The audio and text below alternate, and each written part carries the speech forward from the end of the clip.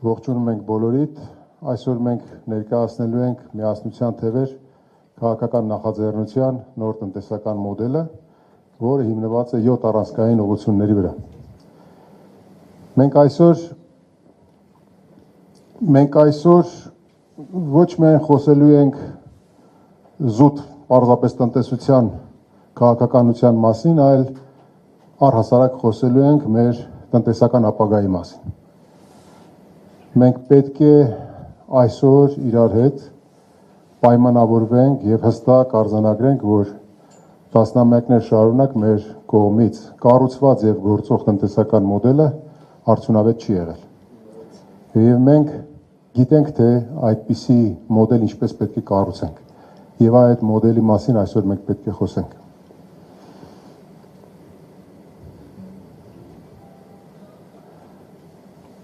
Առաջին ուղղությունը, հենասյունը, առաջին ուղղությունը դա ընդհանրապես մենք պետք է ոչ թե սկզբից խոսենք թվերից, այլ պետք է խոսենք ընդհանրապես որտեղ ենք մենք։ Նախ մեր տեղը եւ դիրքը ընդհանուր թե աշխարհում, թե համաշխարհային տնտեսության մեջ։ Հետևաբար մենք պետք է հասկանանք, թե լինելով փոքր երկիր, լինելով փոքր ռեսուրսներ ունեցող Հայաստան, ինչպես կարող ենք դիրքավորվել աշխարհում եւ ինչպես կարող ենք ունենալ ոչ թե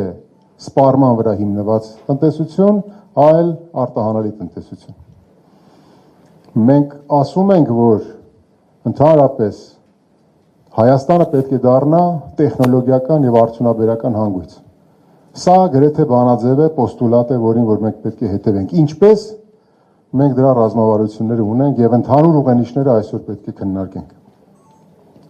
Հայաստանը պետք է համաշխարհային տնտեսության մեջ ունենա իր նիշան։ Ինքը պետք է գիտակցի եւ գտնի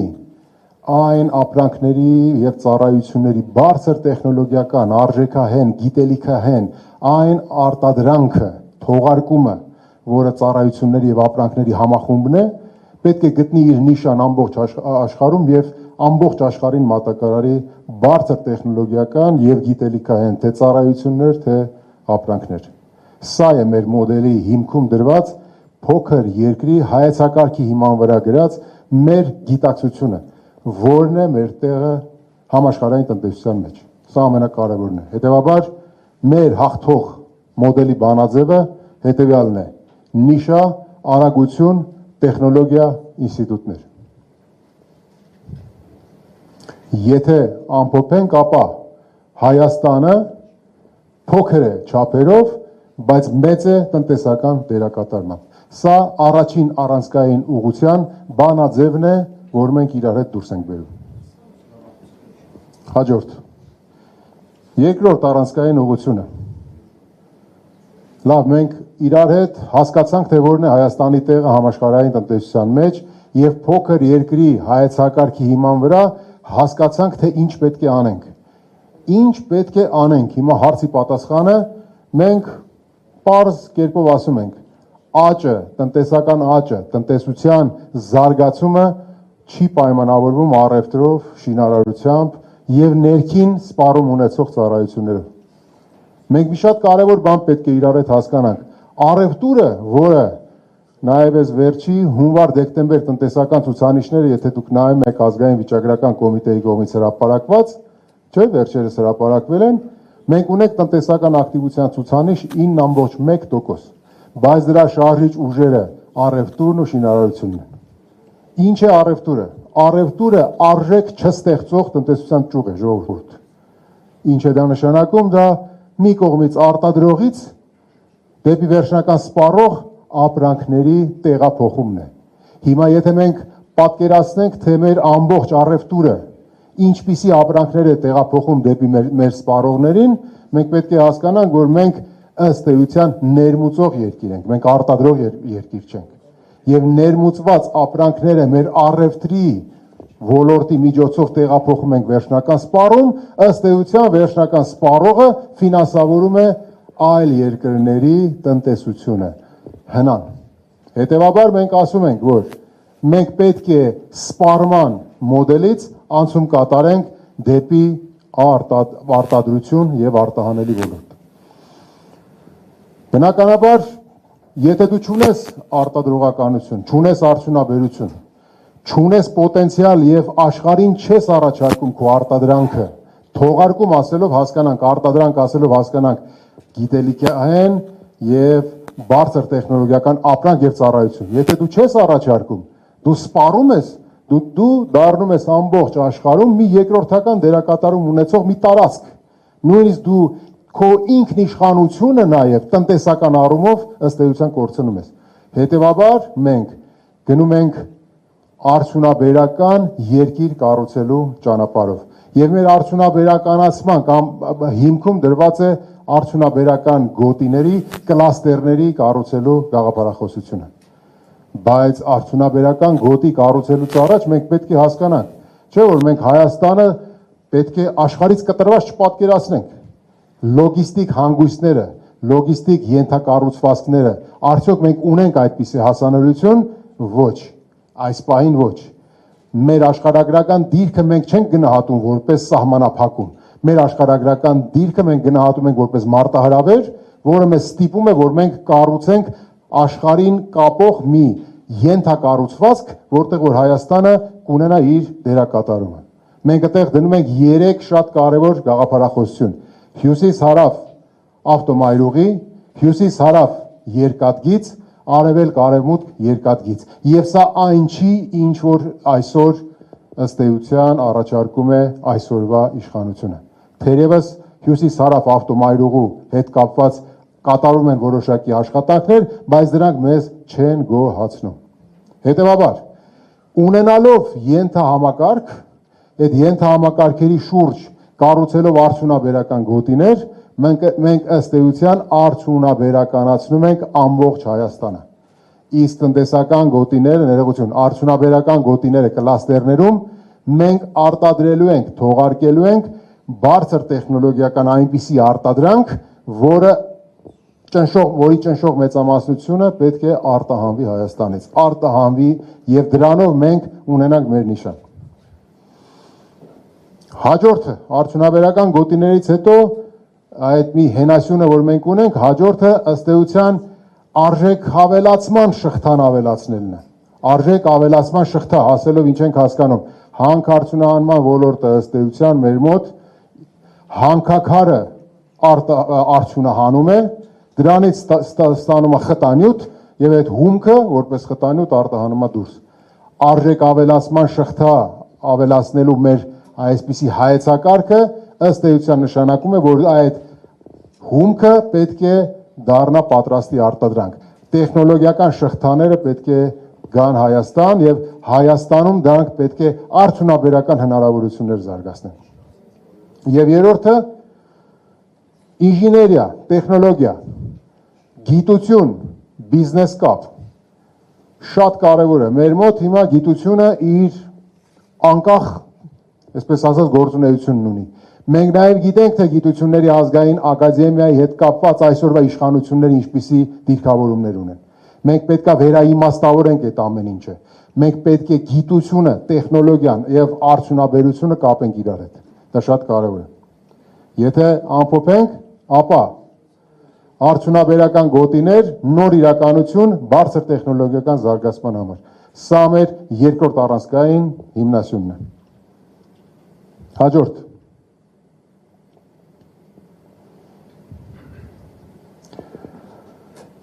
արդյունաբերականացում, ու դա արդյունաբերական տնտեսությունը չի ենթադրվում, որ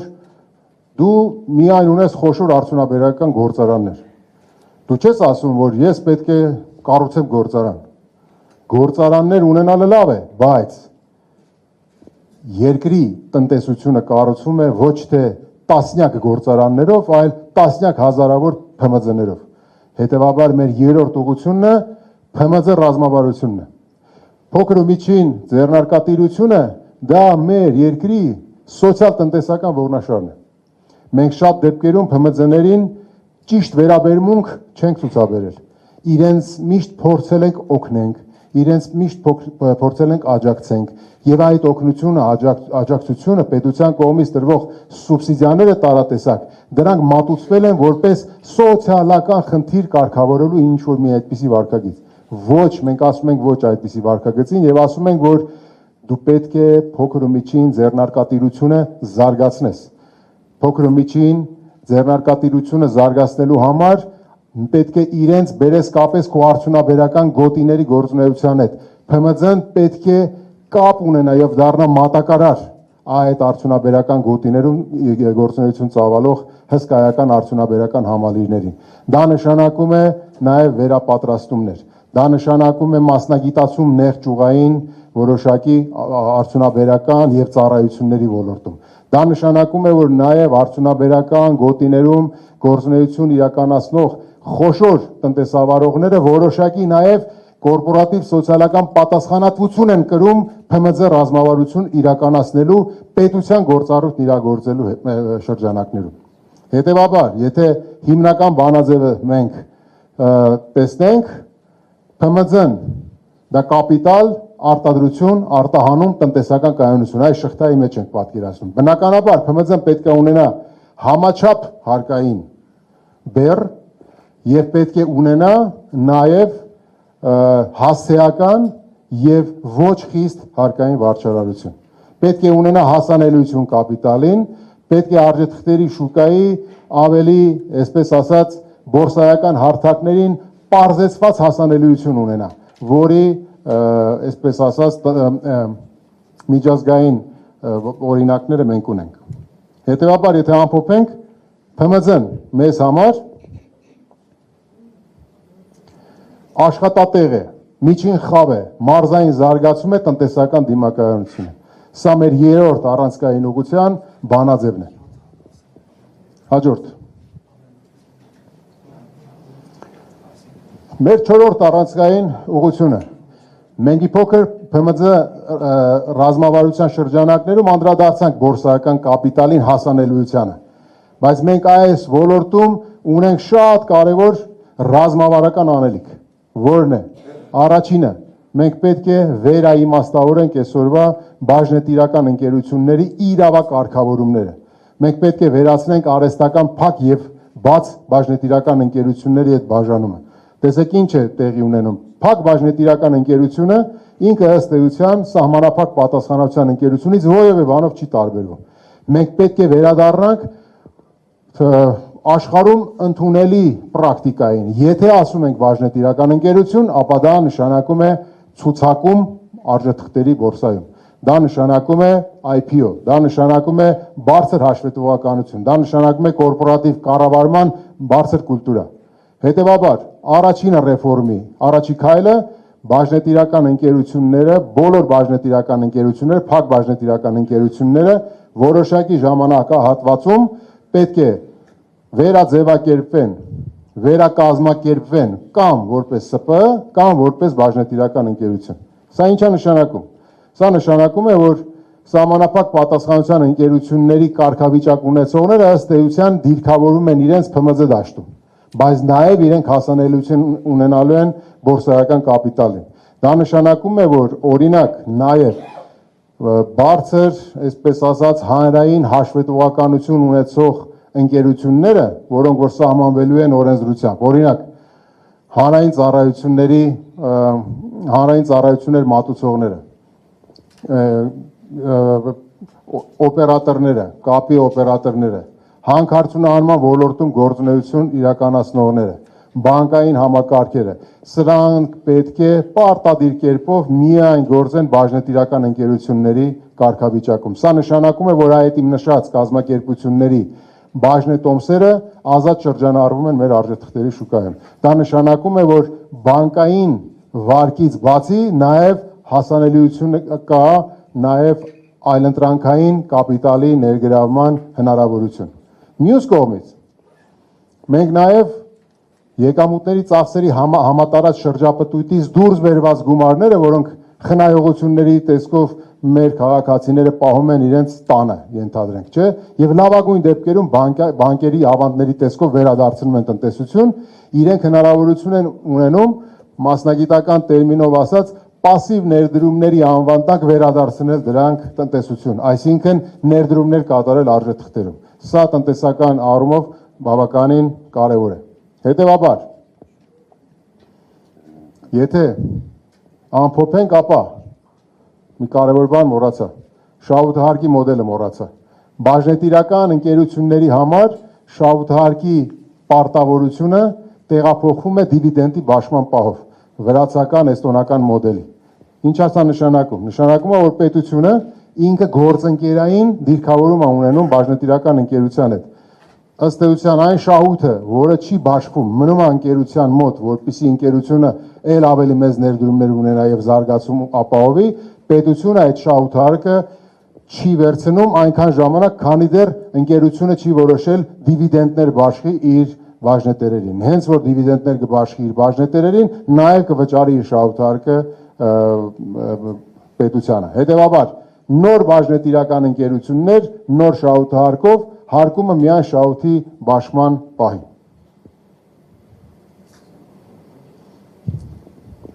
Հաջորդ, Սփյուռքի հայեցակարգ։ Մենք մեծ հայեցակարգ ունենք Սփյուռքի վերաբերյալ, ես այստեղ ներկայացնելու եմ տնտեսությանը մասնակցության մեր ակնկալիքները մեր հայրենակիցներից։ Տեսեք, մենք եզակի մի ազգ ենք, որը ունի աշխարհով մեկ սփռված հայրենակիցների ցանց։ Եվ մենք որևէ ձևով վերջին տասնամյակներում լավ չենք օգտագործել եւ արդյունավետ չենք օգտագործել եւ ճիշտ չենք օգտագործել այդ ռեսուրսները։ Մենք հիմնականում դրանք օգտագործել ենք որպես բարեգործական տրամաբանությամբ, ոչ գործընկերային տրամաբանությամբ։ Հետևաբար մենք Սփյուռքին պետքա դասենք ոչ թե աջակցող ռեսուրս, այլ Սփյուռքը պետք է դառնա Հայաստանի տնտեսական զարգացման համահեղինակ։ Դուք պատկերացրեք, Սփյուռքի մեր հայրենակիցները դրսում ունեն ֆինանսական կապիտալ, ունեն գործընկերային ցանց, ունեն գիտելիք, ունեն տարբեր ոլորտներում մասնակցություն, ունեն գործընկերային ցանց ամբողջ աշխարհով մեկ։ Եթե մենք մեր Սփյուռքի, մեր հայրենակիցներին հրավիրում ենք Հայաստան եւ օրինակ արդյունաբերական տուն հայեցակարգի ներքո իրենց առաջարկում ենք իրենց արտադրությունները տեղափոխել մեր արդյունաբերական գոտիներ, որտեղ գործելու է ըստ էության զրոյական հարկման ռեժիմ, ապա սա ըստ էության մեր արդյունաբերական գոտիների զարգացման դրոշակակիրները առաջին մեր հայրենակիցներն են լինելու։ Հետևաբար, եթե Սփյուռքը վերցնենք, մենք Սփյուռքը պետք է ինտեգրվի Հայաստանի տնտեսական համակարգին որպես ներդրող գործընկեր եւ համասեփականատեր։ Ընդհանուր բանաձևը Սփյուռք ներդրում, արտադրություն, արտահանում, տնտեսական հզորացում։ Մենք այս ամբողջ տնտեսական մեր ծրագրի հիմքում դրել ենք Սփյուռքի մեր հայրենակիցների ներուժի օգտագործման ընդհանուր գաղափարախոսությունը։ Եթե ամփոփենք, ապա գործընկերություն, ոչ թե բարեգործություն, Սփյուռքը որպես նոր տնտեսության համահեղինակ։ Սա գաղափարախոսական փոխակերպում է։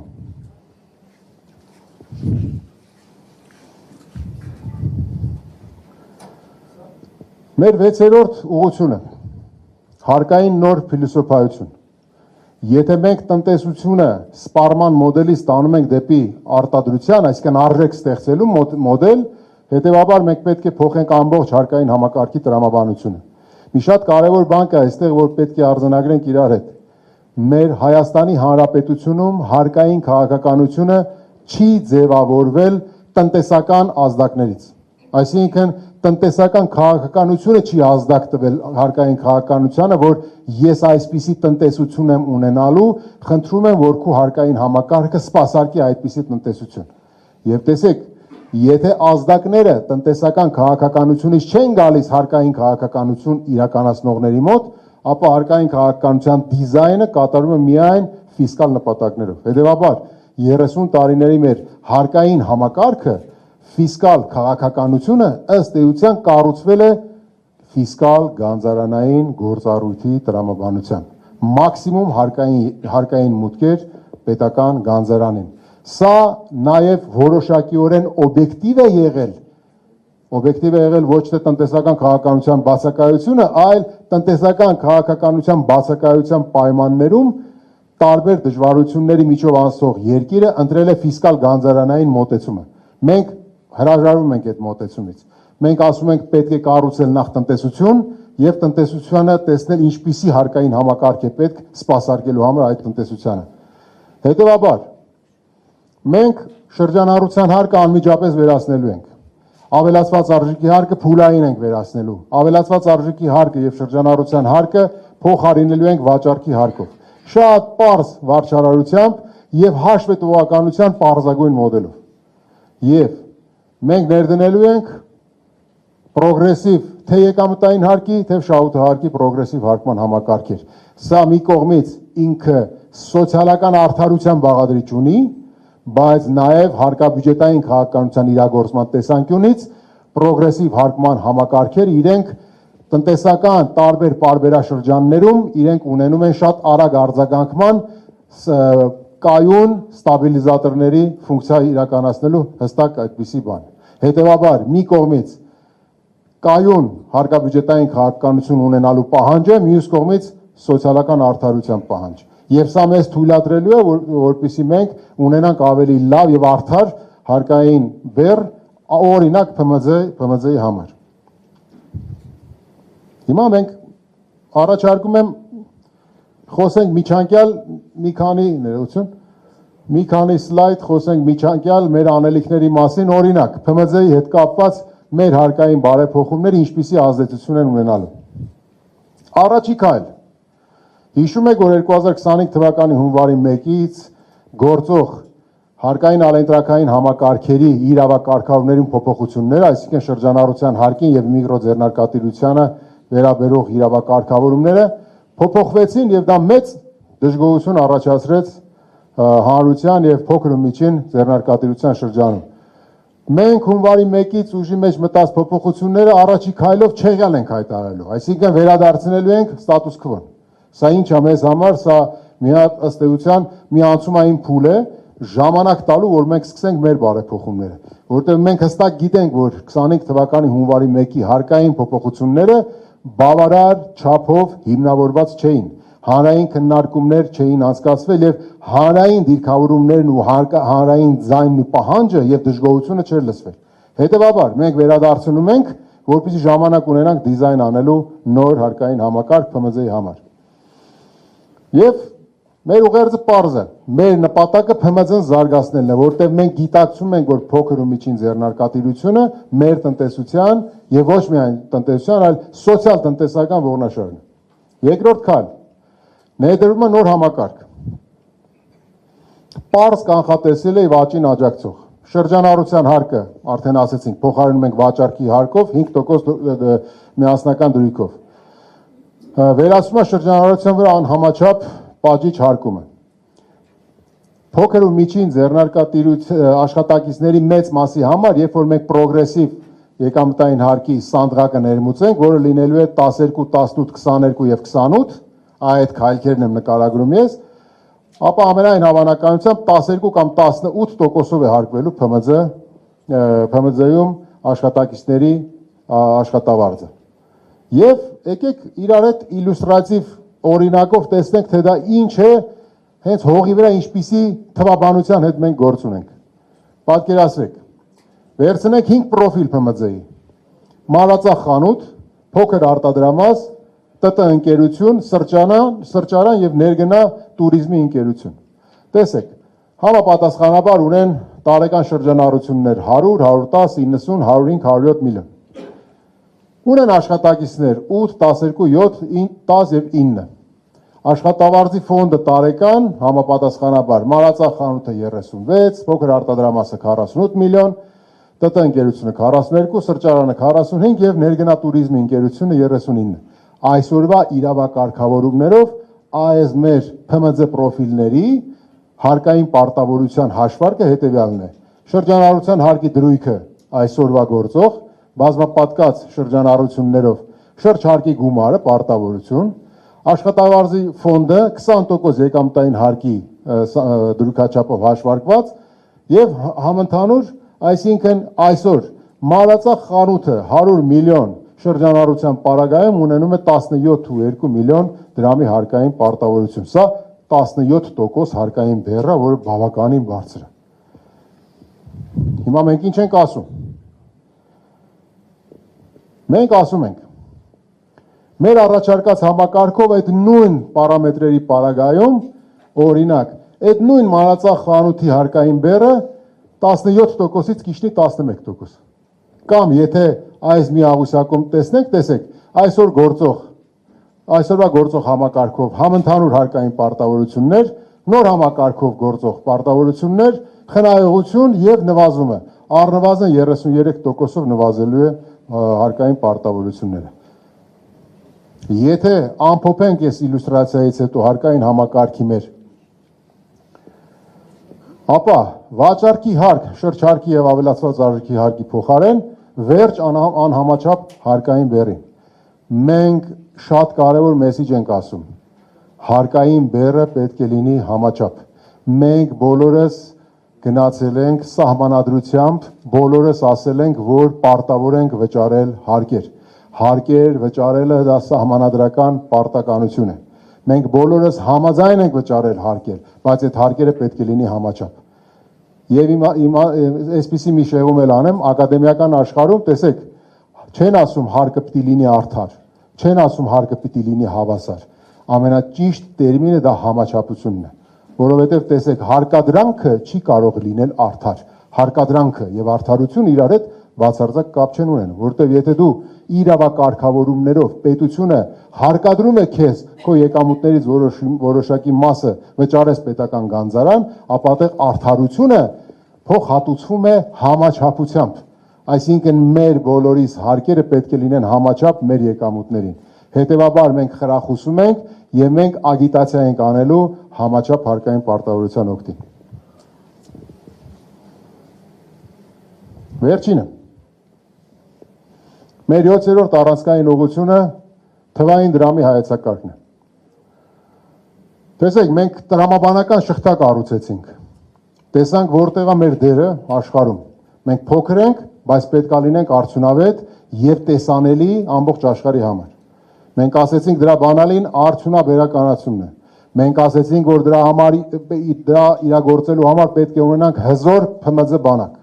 Հետո ասեցինք, որ արժեթղթերի շուկայում մենք պետք է այնպիսի ռեֆորմներ անենք, որ բացի բանկային վարկերից նաև այլ ընտրանքային ֆինանսավորման հասանելիություն ունենան թե ՓՄԶ-ները, թե նաև մեր քաղաքացիները։ Մենք հետո ասեցինք, մեր սփյուռքը պետք է լինի մեր տնտեսական մոդելի իրականացման համահեղինակ։ Հետո ասեցինք, ինչպես ենք տեսնում նոր հարկային համակարգը, հիմա ասում ենք, լավ, այս ամենից հետո արդյոք մենք պետք է այնպիսի մի ռեֆորմ անենք, որ մեր հանրությունը նաև վստահի մեր պետությանը։ Պետությունը տնտեսական կյանքում ունի երկու դերակատարում։ Առաջինը, ինքը ունի սահմանադրական պարտականություն իրավակարգավորումներ ստեղծի հավասար պայմաններ տնտեսավարողների համար, եւ մյուս կողմից ինքը եւս տնտեսական գործընթացների մասնակիցը։ Տնտեսական գործընթացների պետական մասնակցությունը հիմնականում, եթե ոչ ամբողջապես, դրսևորվում է պետական գնումների համակարգով։ Հետևաբար, իհարկե մեր թվային դրամի հայեցակարգը ունի շատ ավելի հեռահար նպատակներ, բայց իր առաջնային նպատակը, օրինակ, մենք կանխիկի, անկանխիկի հետ ունենում ենք երրորդ մեր դրամը, դա թվային դրամն է։ Սա կրիպտո վալյուտա չէ։ Սա ըստ էության նույն դրամն է, որը ունի հետագծելիություն եւ ամբողջ պետական գնումների համակարգը, պետական գնումները իրականացնելու են թվային դրամով։ Թվային դրամը նույն մեկ հարաբերակցությունն է ունենալու ինչ-որ կանխիկն ու անկանխիկը։ Մենք ունենալու ենք ապրանքների եւ ծառայությունների ռեեստրը, որը որ տասնամյակների ընթացքում իրեն պետք է ձևավորենք եւ աստիճանաբար իրար հետ հանրային քննարկման արդյունքում ձևավորենք այն ապրանքների ծառայությունների անվանացանկը, որի շրջանառությունը Հայաստանի Հանրապետությունում պետք է լինի միմիայն թվային դրամով։ Թվային դրամը դա 100% հետագծելիություն են իրանից ենթադրում։ Ոչ թե գնումը կատարում ես, ոչ թե դեպքը տեղի ունենում հետագա աուդիտներով կամ հաշվեկնություններով պարզում ես արդյոք այդ գործընթացը լավ է կազմակերպվել, այլ հենց միանգամից իրականացման պահին ինքը արդեն թափանցիկ է եւ հետագծելի։ Սրա հիմնական գաղափարը դրանում է։ Եթե մեկ նախադասությամբ մենք ամփոփենք, ապա թվային դրամի հայեցակարգը վերահսկվող պետական գնումներ։